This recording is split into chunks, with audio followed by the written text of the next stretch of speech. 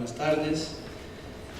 Es un honor y una alegría estar por la segunda vez en este magnífico Congreso Internacional, por lo cual ya desde luego debo agradecer la generosa invitación de la doctora María José Rodríguez, del Procurador General, el doctor Gabriel Astaloa, y siempre de nuestro maestro del Derecho Administrativo Latinoamericano, el profesor Juan Carlos Casaña.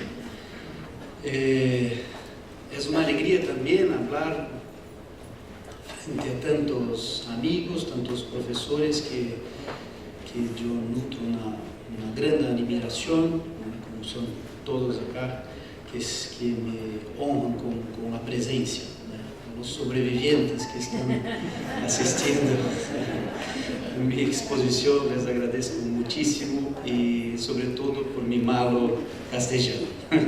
Entonces, en respecto a todos ustedes, que voy a intentar hablar mi pobre castellano. Y pretendo, por supuesto, respetar el tiempo, porque ahí sería mucha maldad de mi parte. Muy bien, el tema del enfrentamiento, de la lucha contra la corrupción, ni necesito decirlo, es un tema central en el Brasil contemporáneo. Y como verán, yo tengo una perspectiva muy crítica de lo que está pasando en Brasil. Tal vez no sea un discurso que van a ver en los periódicos. Y para empezar, yo tengo una intervención escrita, entonces voy a recurrir a acudir a esta intervención para que las ideas fluyan mejor. Muy bien. En primer lugar, se trata de un momento complejo para la historia brasileña y latinoamericana, en que algunos problemas del pasado parece que vuelven con fuerza. Por ejemplo, en Brasil, la intolerancia, el odio, el egoísmo, la insensatez parecen resurgir con gran fuerza en nuestro país. Ello impone al jurista, en mi criterio, un compromiso abierto y muy claro, declarado en la resistencia democrática. No es también... es necesario reforzar que los derechos fundamentales constituyen un patrimonio común de la sociedad, no pudiendo estar jamás al servicio de las ideologías dominantes. La presunción de inocencia, la inviolabilidad de la intimidad y de la vida privada, el secreto de las telecomunicaciones, entre otros derechos, no pertenecen a la izquierda o a la derecha. Son ellos conquistas sociales innegociables y de titularidad de cada una de las personas. Por lo tanto, antes que abordemos el tema de la corrupción, algunas palabras son necesarias sobre el concepto de Estado de Derecho. La categoría histórico-jurídica del Estado de Derecho constituye la consagración de un proyecto ideológico que tuvo como objetivo asegurar la libertad y sobre todo la seguridad de los individuos mediante la demarcación de los límites entre el poder y la prepotencia, la discrecionalidad y la arbitrariedad. El Estado se torna mero instrumento de los individuos cuyas decisiones han de ser la consecuencia del sometimiento al orden constitucional. Hay, por tanto, una limitación jurídica del Estado y de los titulares del poder en favor de la garantía de los derechos fundamentales.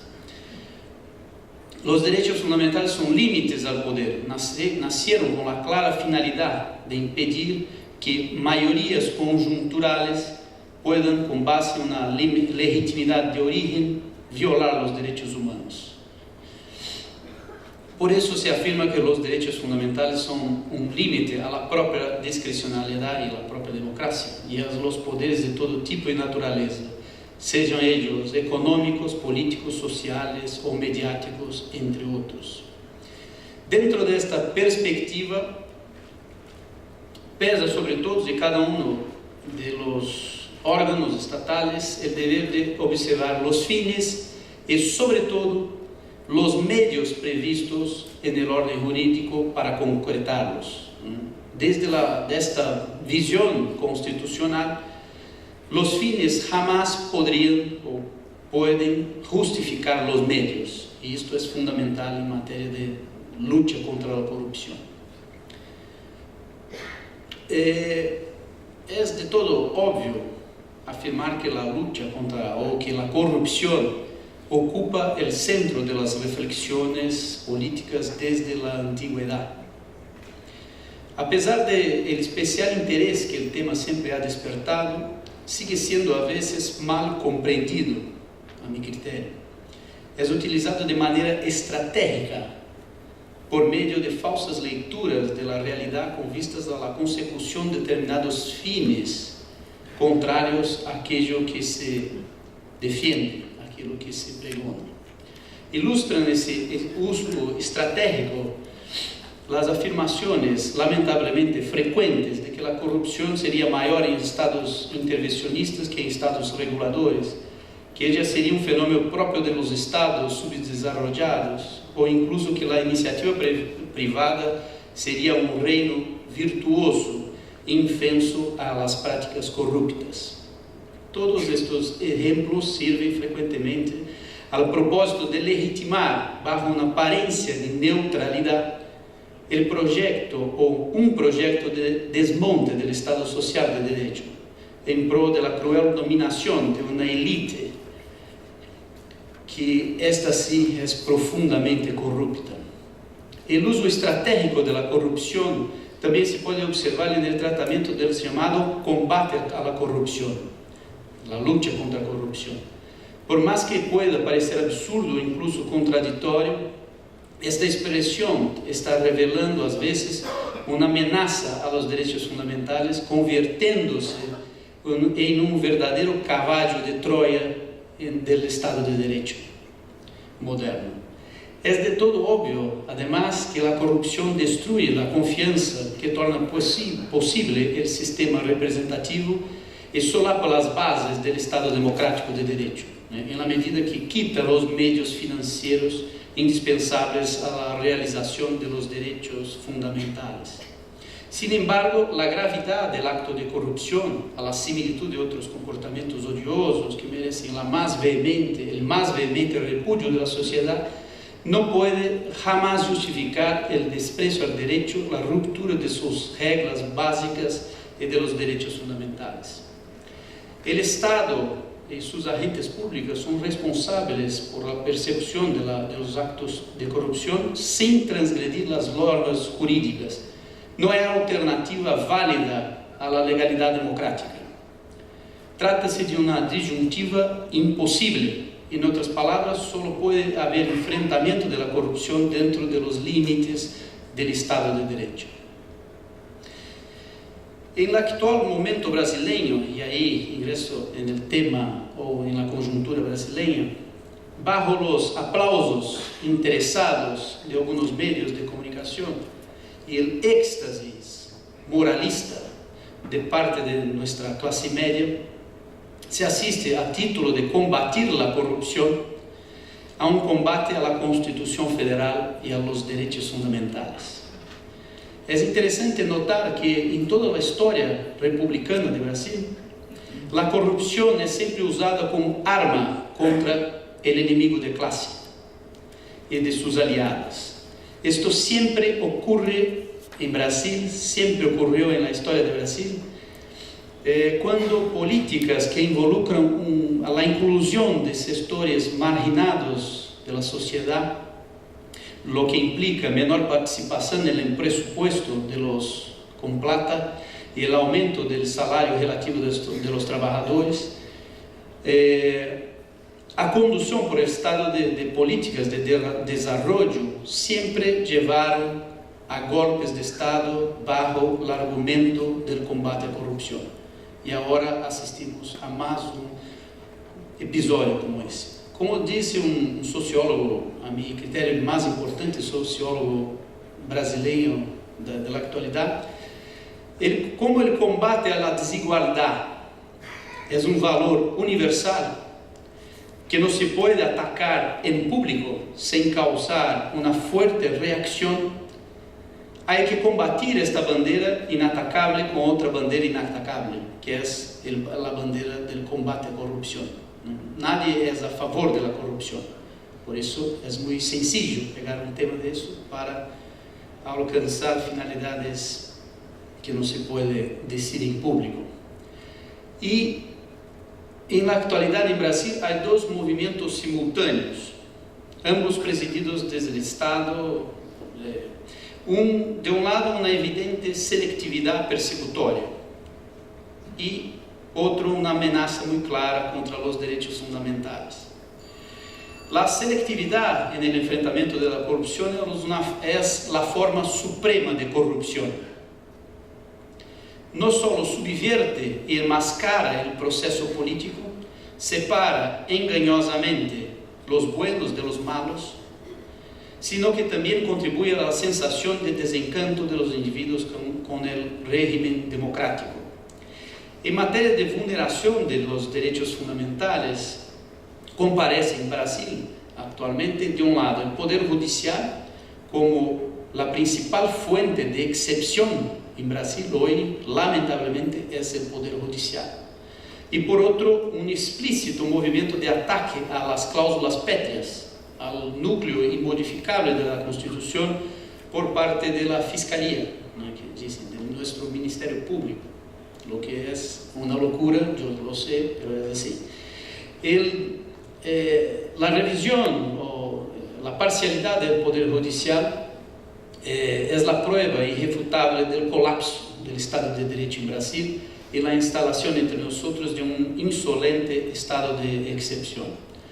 Con el vaciamiento de la Constitución Federal se asalta sin armas la soberanía popular. En rigor, algunos miembros del Poder Judicial en Brasil se transformaron en el soberano schmittiano, ¿no?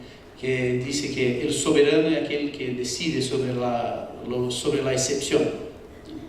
Y el aludido, este estado de excepción, no es un delirio mío o de los críticos de la operación Lava Jato o cualquier otra cosa que pueden decir, sino que fue proclamado por un juez del Tribunal de Rio Grande do Sul, Tribunal Regional Federal de Rio Grande do Sul.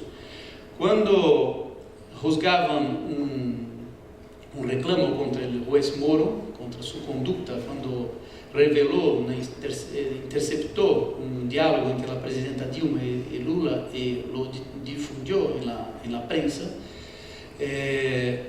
dijo el tribunal que situaciones excepcionales comportan decisiones excepcionales. O sea, autorizó a los jueces a que hagan lo que quieran.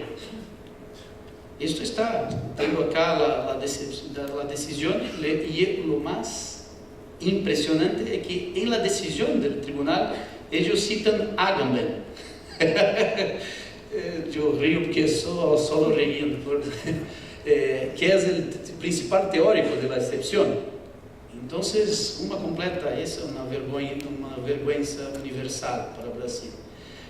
Y aquí es importante anotar, ¿no?, que dependiendo entonces por esta decisión, dependiendo de las circunstancias, un juez puede simplemente rechazar la aplicación de la Constitución y aplicar la ley que está en su cabeza.